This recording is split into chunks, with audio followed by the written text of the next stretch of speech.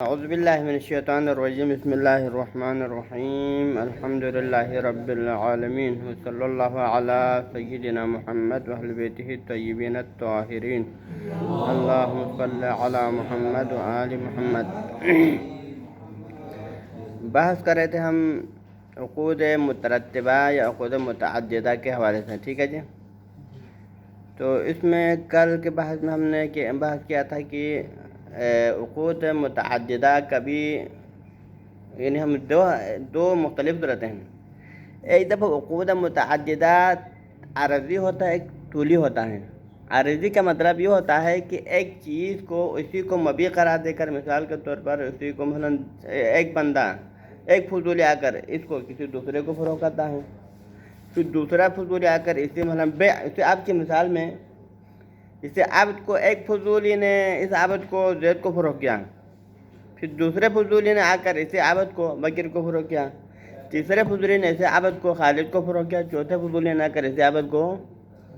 اب یہاں پر کیا ہے، یعنی یہاں پر مبیع واحد ہے، اسی کو متعدد افراد نے فروخت کیا ہے۔ السلام علیکم، یعنی اس کے دوسرے کی طرف جانے سے پہلے اس دوسرے مالک کی طرح نہیں کیا، اپنی جگہ پر ہے لیکن تین چار بندوں نے فروخت کیا۔ یہ کیا ہے، عارضی ہیں، میں طولی نہیں۔ طولی میں کیا ہوتا ہے کہ یہ عبد پہلے شخص نے دوسرے کو فروخت کیا تھا، پھر دوسرے شخص نے کیا کیا، اس کے ہاتھ میں مالک بننے کے بعد اس کے ہاتھ میں پڑنے کے بعد دوسرے تیسرے کو فروخت کیا، یعنی ایک چیز کیا ترتیب ہے۔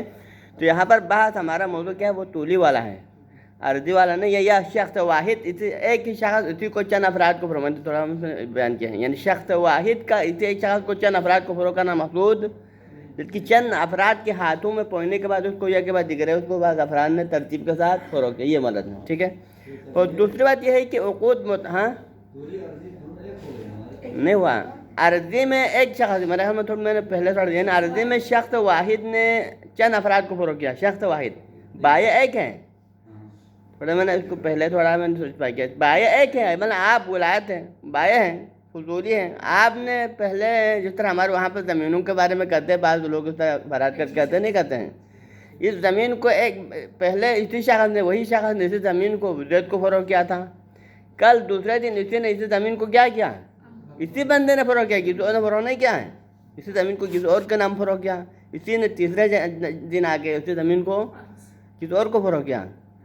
یہاں پر کیا ہے، ایک فروخت کرنے والا بائع ایک ہے لیکن اسی نے متعدد افراد کا نام فروخت کیا، یہ کیا ہے، تو عارضی ہے، اس میں طول نہیں ہے۔ لیکن طولی میں کیا ہوتا ہے، پہلے ایک نے دوسرے کو فروخت کیا اسی زمین کو، پھر دوسرے شخص نے اسی زمین کو تیسرے شخص کو فروخت کیا، پھر تیسرے نے اس زمین کو چوتھے شخص کو فروخت کیا، یہ کیا ہے، طولی ہے، ٹھیک ہے۔ تو ہے تو عقد متعدد دونوں کے اندر ہیں، عقود متعددہ پہلے میں بھی ہے، عقود متعددہ دوسرے کے اندر بھی ہیں، لیکن فرق کیا ہے، ایک میں بائع شخص واحد ہے، دوسرے میں بائع متعدد ہے۔ تو جہاں پر ہمارا موضوع تو کون سے والا ہے، یہ طولی والا ہے، چند افراد کے ہاتھوں پہنچنے کے بعد متعدد افراد نے اس کو فروخت کیا، یہ ذہن میں رکھنا چاہیے۔ اس کے بعد اب یہاں پر کبھی یہ عقود متعددہ معوض پہ ہوتا ہے، خود وہ معوض جو ابتدا میں معوض بن گیا اسی کے اوپر متعدد عقد انجام پاتا ہے۔ کبھی وہ عقود متعددہ معوض پر نہیں ہوتا ہے بلکہ اس کے عوض بھی ہوتا ہے۔ اور اب عوض کی بات آتی تو آپ کو ایک اور ذہن میں رہنا چاہیے کہ عوض سے مراد یہاں پر وہی پہلے والا اکیلا وہی پہلے والا عوض نہیں ہے، بلکہ عوض العوض سے اس میں ہم شامل ہیں، یعنی کہ عوض پھر عوض العوض، اس کے بعد پھر عوض العوض، یہاں سے آگے جتنا آگے جائیں گے اس کے لیے عوض کا لفظ اضافہ ہوتا جائے گا۔ فرض کریں مثال عبد کو فرض کے مقابلے میں فروخت کیا تو یہ فرض عوض ہیں، لیکن اب فرض کو کسی نے مثلا دینار کے مقابلے میں فروخت کیا تو پھر اب وہ دینار کیا ہے، عوض العوض ہے، نہیں ہے۔ پھر دینار کو رغیب کے مقابلے میں فروخت کیا تو رغیب کیا ہے، عوض العوض ہے۔ تو یہاں پر جب عوض کی بات آتا ہے تو ہمارے مراد یہاں پر وہ اکیلا ایک عوض نہیں جو پہلے آیا تھا، بلکہ اس سے مراد عوض العوض اور جتنے بھی آگے جو اس کے مقابلے میں عوض آتا تھے وہ سب اس میں شامل ہیں، یہ آپ کو ذہن میں رکھنا چاہیے۔ تو کل کے بحث میں ہم نے یہ کیا کہا تھا کہ اگر فرض کرے مبیع پر متعدد اور مترتب عقود انجام پاتا ہے، ایک مبیع پر جیسے کہ ہمارے مثال غلام ہیں، غلام پر 3-4 قسم کا عقد ہوا، غلام کو پہلے شخص نے دوسرے کے ہاتھ میں فروخت کیا، پھر دوسرے بندے نے اسی غلام کو تیسرے کے ہاتھ میں فروخت کیا، پھر تیسرے نے اسی غلام کو چوتھے کے ہاتھ میں. اب یہاں فرض ہم 3 تک رکھیں تو اب یہاں پر مالک کو بعد میں پتہ چل جاتا ہے کہ میرے غلام پر 3 قسم کا عقد ہوا ہے، جن 3 مختلف بندوں نے غلام کو مختلف افراد کے ہاتھوں میں فروخت کیا. ٹھیک، تو پھر مالک اجازت دینا چاہے تو کیا کر سکتا ہے؟ یا مالک اجازت دیتے وقت پہلے عقد کی اجازت دے گا کہ سب سے پہلے نمبر پر غلام پر جو معاملہ ہوا، جیسے کہ ہماری مثال میں کیا دیا اس کے لیے بے عبد بالفرس، غلام کو اس کے مقابلے فروخت کیا فرس کے مقابلے میں، تو اس کی اجازت دے سکتا ہے.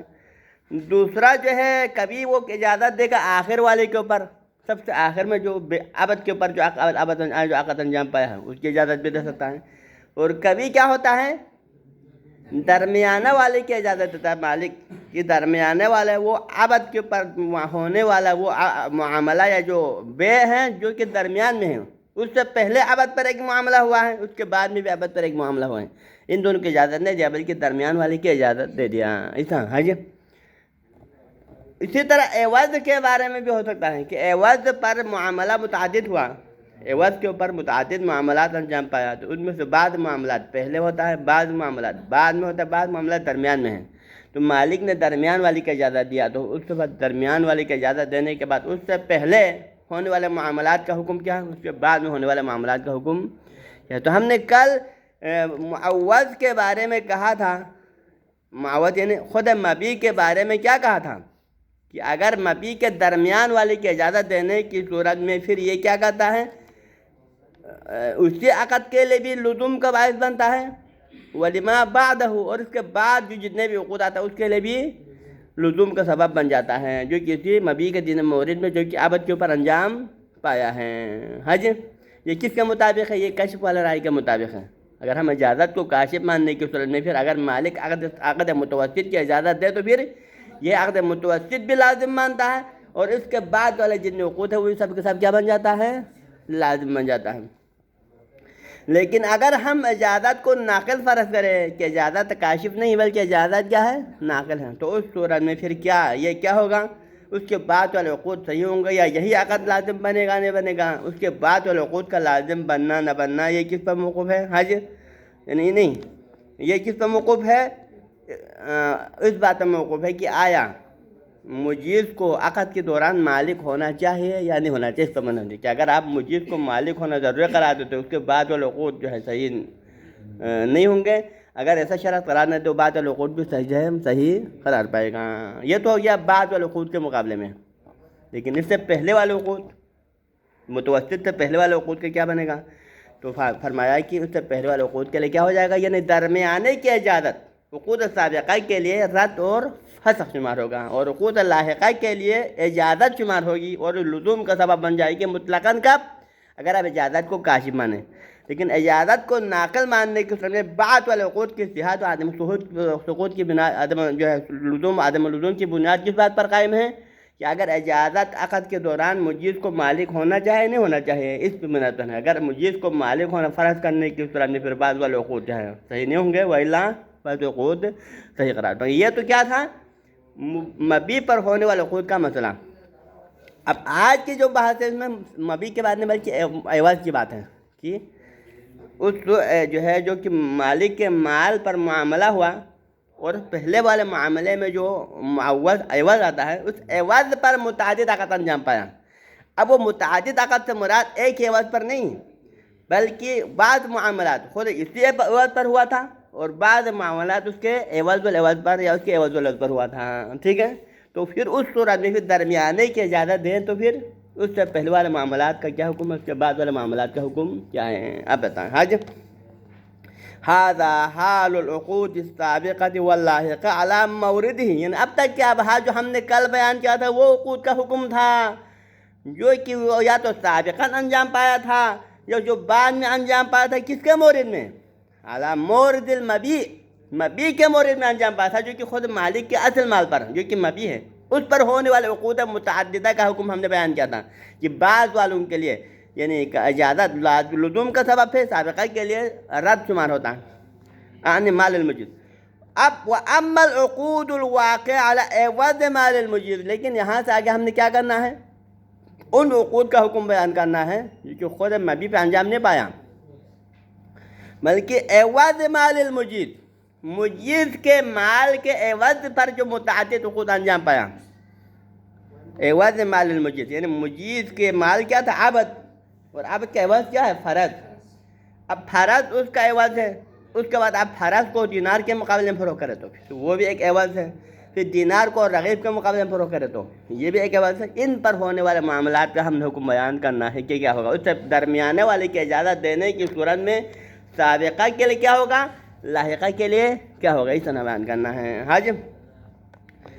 اب یہاں پر انہوں نے وسط کی مثال جو ہے، وسط کو قرار دیا ہے بیع الدرہم بالرغیب.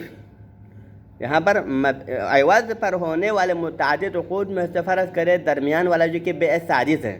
اس طرح ہمارے اوپر کی مثال کے تحت یہاں کیا بنتا ہے، یہ عقد سادس بن جاتا ہے، چھٹا عقد.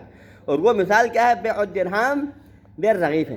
اب یہ بیع الدرہم بالرغیب جو کہ عقد وسط ہے، جو کہ عوض پر انجام پا رہا ہے، عقد وسط ہے جو کس پر انجام پایا ہے، عوض پہ انجام پایا. اس کا مطلب کیا ہوا، اس سے پہلے بھی عوض پر بعض عقود انجام پا چکا ہے، اور اس کے بعد میں بھی عوض پر بعض عقود انجام پائے. مطلب کون کون سے ہیں؟ اب یہاں بیع الدرہم بالرغیب متوسط ہوا. اس سے پہلے دینار جاریہ کے مقابلے میں فروخت کیا، یہ بھی پہلے عوض ہے. اس سے پہلے فرس کو درہم کے مقابلے میں فروخت کیا، یہ بھی ایک بیع ہے. اس سے بعد میں کیا ہے، درہم بحمار ہے، یہ بھی کیا ہے، عقود لاحقہ ہیں. اور بیع الرغیب بھی اصل ہیں، وہ بھی کیا ہے، اس کے بعد بعض عقود لاحقہ ہیں. تو اب ہم فرماتے ہیں کہ فالسابقۃ علی ھذا العقد، اب جس کے اوپر اجازت دیتا ہے وہ تو صحیح ہوگا میرے خیال میں. اگر مالک جب وسط کی اجازت دیتا ہے تو پھر جس کے اوپر اجازت دیتا ہے وہ تو یقینی بات ہے، وہ تو صحیح ہوگا نا. کیونکہ جب مجیز نے جب اس کی اجازت دیا تو معاملہ کیا ہوگا، لازم بن جائے گا. تو اس کا مسئلہ نہیں ہے. مسئلہ کیا ہے، اس سے پہلے والے اور بعد والوں کا حکم بیان کرنا ہے. کہ اس سے پہلے والے عقود کا کیا حکم ہوگا، اس کے بعد والا. لیکن وہی جس کے اوپر اجازت دیتا ہے وہ تو یقینی بات ہے، درست ہے. ٹھیک ہے جی. تو لہٰذا کیا فرماتے ہیں، فالسابقۃ علی ھذا العقد، اس عقد سے پہلے انجام دینے والے جو عوض پر انجام دینے والا معاملہ، اس کی مثال کیا ہے یہاں، وہ کیا ہے، وہو بیع الفرض بالدرہم، یعنی فرض کو درہم کے مقابلے میں جو فروخت کیا ہے. مثلا سے پہلے یہ ہے نا، فرض کو، کیونکہ فرض کیا تھا، عبد کا عوض تھا. عبد کا عوض یعنی فرض ہے، لیکن اس فرض کو اس شخص نے کیا کیا، درہم کے مقابلے میں فروخت کیا. تو یہ کیا ہے، عقد سابق ہے جو کہ بعد میں بنا. جی.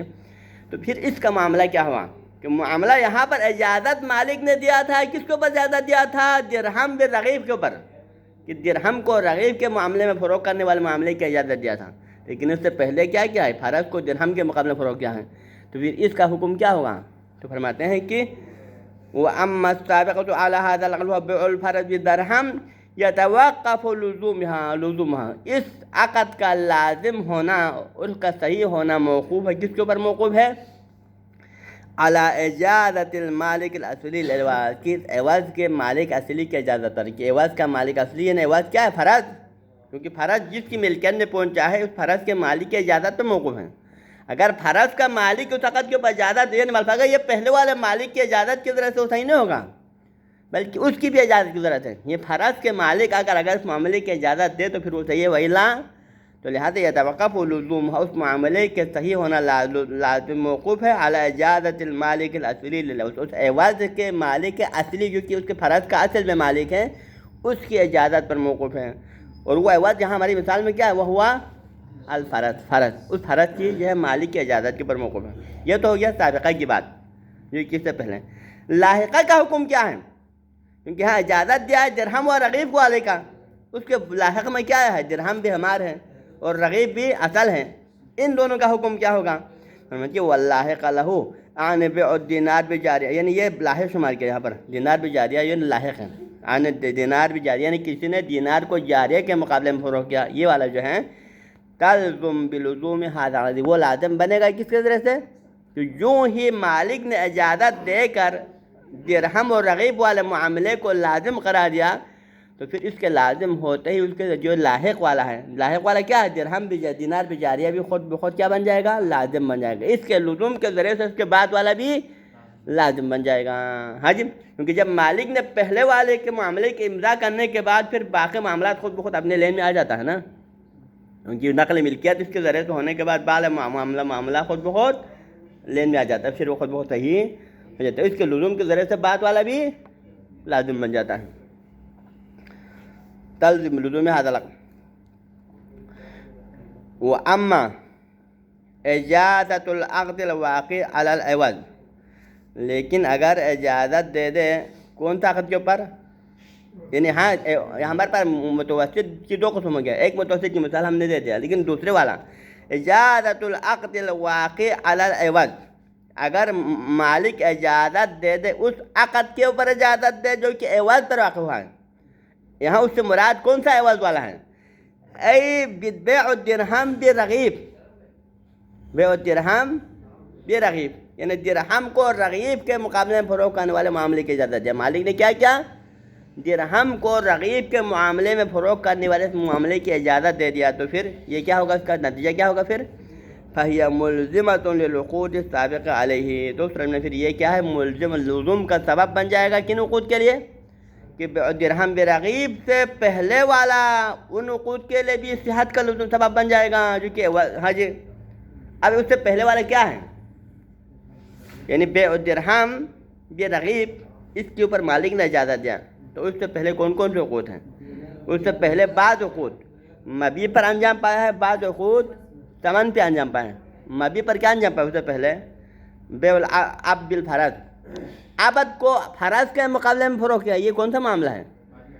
یہ مبیع پر انجام پایا ہے نا، اور فرض کو دینار کے مقابلے میں انجام پایا، یہ کیا ہے؟ ثمن پہ ہوا، یعنی اس سے پہلے بعض عقود مبیع پہ انجام پایا ہے اور بعض عقود ثمن پہ، تو نتیجے میں کیا ہوگا؟ ان سب کے لیے لزوم کا باعث ہے۔ جب مالک بیع الدرہم برغیب کے اوپر اجازت دیتا ہے درہم کو رغیب والے معاملے پر، کیونکہ یہ اگرچہ یہ معاملہ تو انجام پائے کس اوپر؟ عوض العوض پر، خود عوض پر نہیں، معاملہ انجام پایا ہے اس معاملے پر جو عوض العوض پہ انجام پایا، اور وہ بھی متوسط ہے، لیکن اس سے پہلے بعض عقود مبیع پر انجام پایا ہے اس سے پہلے، اور بعض عقود ثمن پہ انجام پایا ہے، اور اس کے بعد میں بھی بعض عقود ہے جو کہ ثمن پہ انجام پایا ہے، تو کیا ہوگا پھر؟ درہم اور رغیب کی اجازت دینے کے ذریعے سے کیا ہوتا ہے پھر؟ ملزمۃ للعقود السابقہ علیہ، تو پھر یہ لزوم کا سبب بن جائے گا ان عقود کے لیے بھی جو اس سے پہلے انجام پایا ہے۔ اس سے پہلے والے کون سے معاملات؟ آیا مبیع پر انجام پانے والا معاملہ یا ثمن پر؟ فرماتے ہیں کہ فرق نہیں ہے، سواء وقع علی نفس مالک المالک، چاہے وہ اس سے پہلے انجام دینے والا معاملات مبیع پر انجام پانے والے معاملات ہوں جو کہ اصل مالک کے اصل مال پہ انجام پایا ہے، یعنی وہ کیا مثلا وہ کیا اس سے پہلے بیع العبد بالفرض، عبد کو فرض کے مقابلے میں فروخت کرنے والا معاملہ ہے جو کہ اس معاملے سے سابق ہے، اور کس پہ انجام پایا ہے؟ مبیع پہ انجام پایا ہے، اس کے لیے بھی لزوم کا باعث ہوگا۔ او علی عوضہ، یا یہ کہ اس سے پہلے انجام پانے والا جو معاملہ ہے وہ مبیع پہ انجام نہیں پایا بلکہ عوض المبیع پہ انجام پایا ہے، اس کے لیے بھی لزوم کا سبب بن جائے گا، اور وہ کیا ہے؟ جو ہماری مثال میں بیع الفرض بالدرہم، فرض بالدرہم، تو لہذا پس ہمارا مثال اس دوسرے مثال میں عقد متوسط کون سا والا ہے؟ درہم و رغیب والا، کہ جس درہم کو کسی نے رغیب کے مقابلے میں فروخت کیا تھا، تو پھر مالک نے آ کر اس کی اجازت دے دیا، تو اجازت دینے کے بعد کیا ہوا؟ اس اجازت کے ذریعے سے اس سے پہلے انجام پانے والے وہ عقود جو مبیع پہ انجام پایا ہے، جیسے کہ عبد و فرض والا معاملہ، اس کے لیے بھی لزوم کا سبب بنے گا، اور ان عقود کے لیے بھی لزوم کا سبب بنائے گا جو کہ اس سے پہلے تو انجام پایا ہے لیکن عوض پہ انجام پایا ہے۔ اس کی مثال کیا ہے؟ فرض بالدینار ہے، ان سب کے لیے جو ہے لزوم کا سبب بن جائے گا۔ ہاں جی، یہ تو کیا سابقہ کی بات۔ والعقود اللاحقہ لہ، لیکن اس کے مقابلے میں بعض العقود جو بیع الدرہم بالرغیب کے بعد میں انجام پایا ہے، ان کا کیا حکم ہوگا؟ ان کے بعد کون سے والا؟ ان کے بعد بھی دو قسم کا معاملہ ہے، اس کے لاحق میں بھی بعض معاملات ہیں جو مبیع پہ انجام پایا ہے، اور اس کے لاحق میں بعض معاملات وہ ہے جو ثمن پہ انجام پایا ہے، ان کے لیے کیا ہوگا؟ اس میں فرق ہے، یعنی سابق کے حوالے سے عقود میں فرق نہیں رکھا ہے، جب عقود چاہے مبیع پہ انجام پایا ہے وہ بھی صحیح ہے، چاہے وہ ثمن پہ انجام پائے وہ بھی صحیح ہے، لیکن لاحق والوں کی صحت میں ہم نے فرق کیا۔ کیا فرق کیا؟ کہ اگر لاحق میں وہ عقود جو عوض پہ انجام دے اس کا حکم کچھ اور ہوگا، اور لاحق کے وہ عقود جو کہ مبیع پہ انجام پائے اس کا حکم کچھ اور ہوگا۔ وہ اما العقود اللاحقہ لہ، لیکن وہ عقود جو لاحق، کس کے لاحق؟ بیع الدرہم برغیب کا لاحق ہے، اس کے بعد والا ہے، اذا وقعت علی المعوض، اور وہ کس پر واقع ہوا یہاں، لیکن آپ کو ذہن میں رکھنا چاہیں یہاں معوض سے مراد وہ والا معوض نہیں ہے، یہاں سے معوض سے مراد ابتدا میں عبد والا معوض نہیں، بلکہ معوض سے مراد اسی عقد کا، اسی عقد مجاز کا معوض ہے، اسی عقد مجاز کے اندر جو چیز، کیونکہ عقد مجاز کیا ہے؟ درہم بالرغیب، تو اسی درہم بالرغیب میں ایک چیز معوض ہے، ایک چیز عوض۔ معوض کیا ہے؟ درہم ہے، اور عوض کیا ہے؟ رغیب ہے۔ یہاں معوض سے مراد یہ والا معوض ہے، اس عقد مجاز کے اندر پائنے والا جو معوض ہے، اس کے حوالے سے۔ ہاں جی، اور وہ کیا ہے؟ وہ معوض کیا تھا؟ یعنی یہاں پر ہمارا اس عقد کا معوض یہ درہم بالرغیب تھا نا، ہمارے اس عقد کا معوض درہم بالرغیب ہے، تو درہم بالرغیب ہونے کی صورت میں پھر مطلب یہ ہے کہ یہاں پر ایک عوض ہے، بعد میں اسی معاملے کے معوض پر بھی ایک عقد انجام پایا ہے، اور اسی معاملے کے عوض پر بھی ایک عقد انجام پایا ہے، تو پھر اسی معاملے کے معوض کیا تھا؟ درہم تھا، اور بعد میں لاحقاً اسی درہم پر ایک معاملہ ہوا۔ درہم پر کیا معاملہ ہوا؟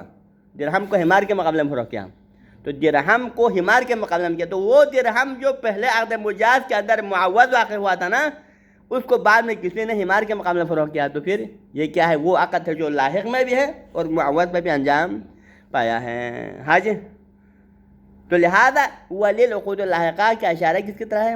لازمتن۔ آپ اس جملے سے پہلے ایک لازمتن کو رکھو، یہ عقد درہم بالرغیب والے معاملے پر مالک کی اجازت ملنا یہ لزوم کا لازمتن، یہ لازم ہوگا کن کے لیے بھی؟ یعنی سابقہ عقود کے لیے تو مطلقاً لزوم ہوگا، چاہے وہ معوض پہ انجام پایا ہو یا عوض پر، اور یہی عقد کی اجازت لاحقہ والوں کے لیے بھی لزوم کا باعث ہوگا، لیکن لاحقہ والے کن عقود کے لیے؟ للعقود اللاحقہ اذا وقعت علی المعوض، اگر وہ عقود اللاحقہ اگر معوض پہ انجام پانے والے عقود میں سے ہو تو ان کے لیے بھی کیا ہوگا؟ یہ لزوم کا باعث بن جائے گا، جو کہ درہم بالحمار ہے۔ لیکن لاحقہ کے وہ عقود جو معوض پہ انجام نہ پائے بلکہ عوض پہ انجام پائے تو کیا ہوگا؟ فرماتے کہ وہ اما العقود الواقع علی هذا البدل المجاز، لیکن اگر وہ بعد میں درہم بالرغیب والے معاملے کے بعد اور لاحق میں انجام پانے والے وہ عقود جو کہ معوض پہ انجام نہیں پایا بلکہ اس عقد مجاز کے بدل پہ انجام پایا، عقد مجاز کے بدل یعنی کیا تھا؟ ہمارے مجاز میں کیا تھا؟ یعنی درہم بالحمار تھا نا، اب درہم بالحمار کے مقابلے میں اس کے بعد پھر اس کو پھر رغیب کس کا معوض ہے؟ رغیب یعنی درہم کا، یعنی درہم پر دو معاملہ ہوا، ایک درہم کو حمار کے مقابلے میں فروخت کیا، پھر اسی درہم پر، درہم معوض تھا نا، درہم معوض تھا، اسی درہم پر دو معاملہ ہوا تھا، درہم کو ایک دفعہ رغیب کے مقابلے میں فروخت کیا، اسی درہم کو ایک دفعہ اصل کے مقابلے میں فروخت کیا، تو پھر یہ ہے، تو یہ معاملہ ہے جو اسی درہم پہ انجام پایا ہے، جو کہ عوض پہ انجام پایا ہے، لیکن وہ دوسرا معاملہ ہے جو کہ لاحق میں انجام پایا ہے۔ حج آنی بے رغیب بالاصل، کیونکہ رغیب عوض خود عوض نہیں ہے، وہ اسی عقد مجاز کا ڈائریکٹ عوض نہیں ہے بلکہ اس کا عوض بالعوض ہے، آپ ذہن میں رکھنا چاہیں، یہ رغیب بالاصل، رغیب خود اس سے ہمارے عقد مجاز کا ڈائریکٹ عوض نہیں بلکہ اس کا عوض بالعوض ہے، جو کہ اصل کے مقابلے میں مقابلے میں فروخت کیا ہے، تو فحکمها حکم العقود الواقع علی المعوض ابتداء، تو اس کا حکم یہ ہے کہ وہ اس کا پھر صحت جو ہے کسی دوسرے سے جڑا نہیں ہے بلکہ اس کا صحیح ہونا نہ ہونے کا درمدار کس پر ہے؟ اس کے لیے اجازہ مستانفے کی ضرورت ہے، یعنی کہ اگر مالک جدید الگ طریقے سے اس کا اجازت دے تو پھر وہ صحیح ہو سکتا ہے، لیکن پہلے عقد کی صحت کے ذریعے سے وہ لازم نہیں بنے گا، اس کا لزوم پہلے پر موقوف نہیں ہے بلکہ اس کے لیے اجازت ہے۔ جس طرح اگر مبیع پر، جس طرح ہم نے فرد واحد، ہم نے پہلے مثال دیا تھا نا، اگر شخص واحد آ کر کسی مبیع پر چند معاملہ کرتا ہے، عبد کو اسی بندے نے عبد کو مثلا پہلے کسی کو فروخت کیا، پھر دوسرے کو، پھر تیسرے کو، اس طرح ہو جائے گا، تو اس طرح میں پھر مالک کتنی کی اجازت دے سکتا ہے؟ فقط ایک کی اجازت دے گا، اس ایک کی اجازت دینے کی اس طرح وہی صحیح ہو جائے گا، لیکن باقی سب کے ساتھ رد ہو جائے گا۔ اس طرح یہاں پر بھی جس معاملے پر فرض کر درہم اور رغیب کے معاملے میں اسی درہم پر چند معاملہ ہوا ہے نا، درہم پر چند معاملہ، تو مالک کس کی اجازت دے سکتا ہے؟ فقط ایک کی اجازت دے سکتا ہے، دوسروں کی اجازت نہیں دے سکتا نا، تو باقی اگر ایک کی اجازت دینے کی باقی سب کے سب معاملہ ختم ہو جائے گا، تو لہٰذا اس میں اجازت ہے مستانفے کا محتاج ہے اس کی اجازت کے لیے پہلے کسی حد سے کوئی جن کو ربط اور ارتباط نہیں ہے، ختم ہو گیا۔ ہاں جی ہاں کیا ہاں وہ ملخص ما ذکرنا پر خلاصہ کلام، اس کو ہم تھوڑا خلاصہ پڑھیں گے۔ ملخص ما ذکرنا ہمارے اس بحث کا یعنی بالفاظ اگر ہم یہ تو ہم نے ایک قسم کا حکم بیان کیا، لیکن اس کے لیے قانون تو ہونا چاہیے نا، کوئی ایسا قاعدہ، کوئی قانون کلی ہوتا ہے کہ اس قانون کلی کے شکل میں ہم اس کو بیان کرنا چاہتے ہیں۔ یہ ملخص ما ذکرنا ہو، یہ آپ کو ایک قاعدہ بنا رہا ہے، ایک قاعدہ۔ وہ قاعدہ کیا ہے؟ وہ یہ ہے کہ انہ لو ترتبت عقود متعددہ، اگر کسی مبی کے اوپر یا سامان کے اوپر یا کسی مال پر چند متعدد عقود انجام پائے، اور وہ متعدد عقود بھی مترتبہ، مترتبہ کی قید کیوں لگایا ہے؟ تاکہ اس بحث کو نکالنے کے لیے جہاں مترتب نہیں، ترتیب وار نہیں ہے، بلکہ ایک ہی شخص نے ایک مال پر چند معاملہ کیا ہے، یہ ہمارے بحث میں نہیں ہے۔ لہٰذا اس بنا پر لفظ مترتبہ کی قید اس لیے لگایا ہے کہ یہاں پر یہ عقود مترتبہ ہے، یا کے بعد دیگر طولی طور پر ترتیب پایا ہے، عارضی طور پر ایک ہی شخص نے انجام نہیں دیا ہے۔ ہاں جی، تو لہٰذا اگر کسی بھی مال پر چند عقود مترتب ہو جائے، وہ بھی ترتیب کے ساتھ آ جائے، اور وہ بھی کس کے اوپر؟ علی مال المجیز، کسی مجیز کے اصل مال پر جو کہ مبی ہے، مبی پر متعدد ترتب کے ساتھ عقود انجام پائیں تو کیا ہوگا پھر؟